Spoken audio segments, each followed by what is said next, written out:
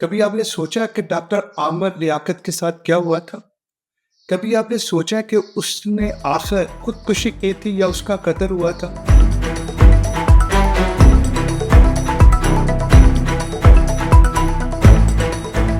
کبھی آپ نے فردوس جمال کے اس لمحات کو دیکھا تھا جو اس نے ریحان طارق کے ساتھ شیئر کیے تھے، اس کے بعد سے اس کے لائف میں کیا امپیکٹ پڑا؟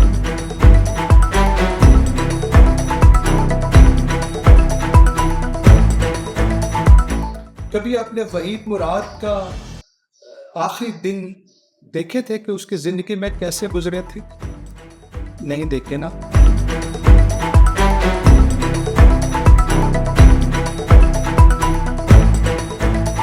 کیوں نہیں دیکھے؟ اس لیے کہ ہم اپنے سٹارز کو عزت دینے کے بعد اس کی کریکٹر اسیسینیشن بھی اسی طرح کرتے ہیں کہ شاید کسی نے بھی ایسے نہ کی نہیں. یہ ہمارے اپنے ہیں. خدا را کوشش کیجئے کہ سوسائٹی میں دوبارہ کوئی عامر لیاقت جیسا واقعہ نہ ہوئے. آپ صرف اپنے ویوز کے لیے، ریٹنگ کے لیے، اپنے چینل کے لیے اس طرح کی باتیں کر جاتے ہیں جو دوسرے کے اوپر کیا گزرتی ہے، کیا اثر دیتی ہے سوسائٹی میں، اس کا اندازہ آپ لوگوں کو نہیں ہوتا.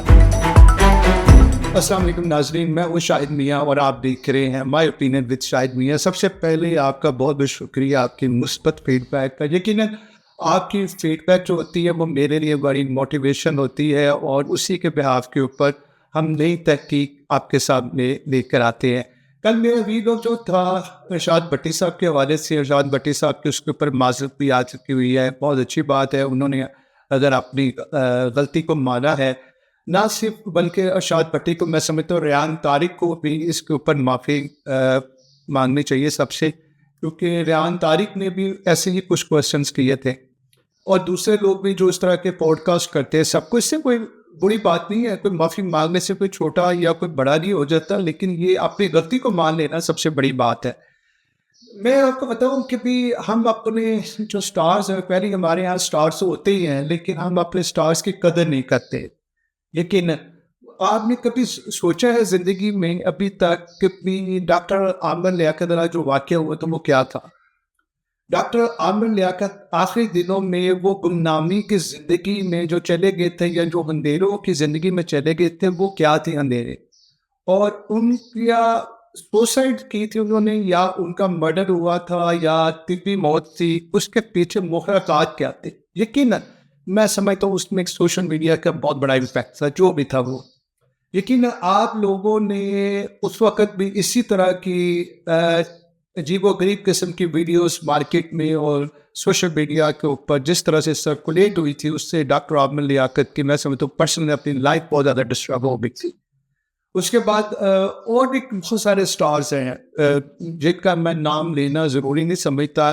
آپ نے دیکھا ہوگا ریحان طارق کے ہی پوڈ کاسٹ میں وہ فردوس جمال صاحب آئے تھے. فردوس جمال صاحب نے جس طرح سے بے بسی کا اظہار کیا تھا اپنے اولاد کے بارے میں، اچھا لوگوں نے اس کا پازیٹیو امپیکٹ نہیں پڑا، لوگوں نے اس کو بھی غلط لیا. اچھا اسی طرح ہمارے بہت سینئر آرٹسٹ تھے جمیل فخری صاحب، اندھیرا اجالا کے، وہ میں سمجھتا ہوں بڑا کریکٹر تھا اس میں. یعنی کہ جمیل فخری صاحب، ان کا جب بیٹا فوت ہوا تو ان کے بیٹے کے کچھ عرصے بعد ان کی بھی ڈیتھ ہو گئی تھی. وہ ایک طبی موت تھی، لیکن اس میں سمجھتا ہوں سوشل میڈیا کا بھی بہت زیادہ اہم کردار تھا. یہ باتیں اگر میں کروں گا تو بہت دور تک جائے گی. ہمیں صرف یہ دیکھنا چاہیے کہ یہ جو میرا والا معاملہ ہوا تھا، جیسے میں نے کل میں کہا ہے کہ میرا اگر جس طرح کی خاتون ہے اور جس طرح سے وہ ذہنی آلریڈی وہ کوئی اس کو کہتا ہے تم پیشنٹ بھی ہو، میں نے سنا ہے پوڈ کاسٹ میں کسی نے اس کو ذہنی مریضہ قرار دے دیا. تو میں سمجھتا ہوں کہ اگر وہ واقعی اس طرح کی ذہنی مریضہ کچھ کر بیٹھتی، یعنی کہ خودکشی کر بیٹھتی، تو کیا ایک نئی سٹوری ہم پریک کر رہے ہوتے ڈاکٹر عامر لیاقت کی طرح؟ نہیں. ہمیں ماضی سے سبق سیکھنا چاہیے. یہ کسی کی ہار یا کسی کی جیت نہیں ہے، لیکن میں نے جو اس میں دیکھا ہے وہ زیادہ امپورٹنٹ یہ ہے کہ میرا کہ جس طرح سے اس نے پازیٹیولی میڈیا کو ہینڈل کیا، ارشاد بھٹی صاحب کے سوالوں کے جواب دیے، اور یا ریحان طارق کو یعنی کہ اس کے پوڈ کاسٹ میں جس طرح سے مطمئن نظر آئی، میں سمجھتا ہوں وہ ہار کے بھی جیت گئی ہے. اور اس نے فلم سائیکو کی بیڈ یعنی کہ مارکیٹنگ میں صرف پازیٹیو مارکیٹنگ کر کے میں سمجھتا ہوں مووی کو شاید ہٹ کروا دے وہ. تو میں سمجھتا ہوں کہ اس کو داد جاتی ہے کہ اس نے بڑے دل کا مظاہرہ کیا ہے. میں بارہا کہوں گا آج کا محمد رانا کے اوپر باتیں ہو رہی ہے. ایک ہمارے سینئر رائٹر ہیں, ڈائریکٹر بھی شاید ہے, وہ ناصر ادیب صاحب, بڑی ان کی یعنی کہ میں سمجھتا ہوں کریڈٹ میں بہت ساری چیزیں ہیں.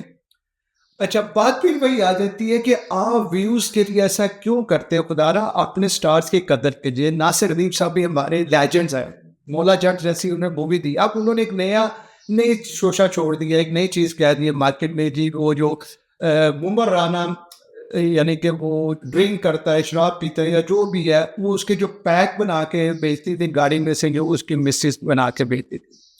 اب اس طرح کی باتیں جو پوڈ کاسٹ کرنے والے ہیں ان کو بھی اختیار کرنی چاہیے کہ بھائی آپ کا یہ پوڈ کاسٹ نہ صرف پاکستان میں بلکہ پوری دنیا میں دیکھا جاتا ہے اور پوری دنیا میں جگ رسائی ہوتی ہے.